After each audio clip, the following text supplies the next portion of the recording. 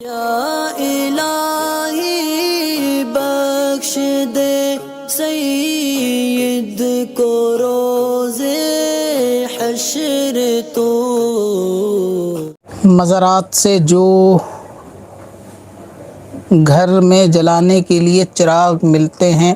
جو گھر میں اندھیرا کر کے جلائے جاتے ہیں، تو کیا اس کو گھر میں جلانا چاہیے یا نہیں؟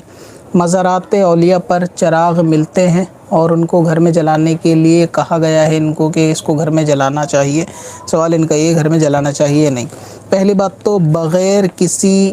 واجب وجہ کے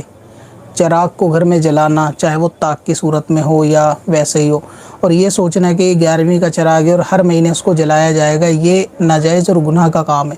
بلکہ یہ مال کا اسراف کرنا، ضائع کرنا ہے۔ بہتر طریقہ یہ ہے کہ ولیوں کو ایصال ثواب کیا جائے۔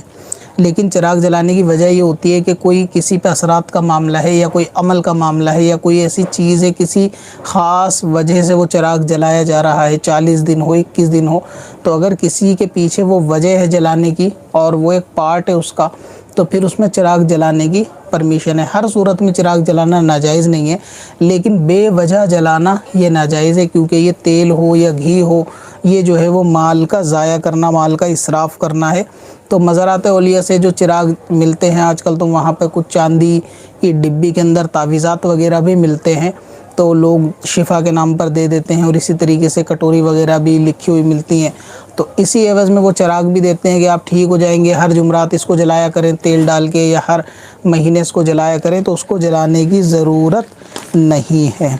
اب اپنی ضرورت کے لیے آسان وظیفہ تلاش کرنا ہوا اور بھی آسان۔ وزٹ کریں wazifa.sbswarsi.com پر اور اپنی دین و دنیا کی بھلائی کے لیے پائیں ڈھیروں آسان وظیفے۔ کب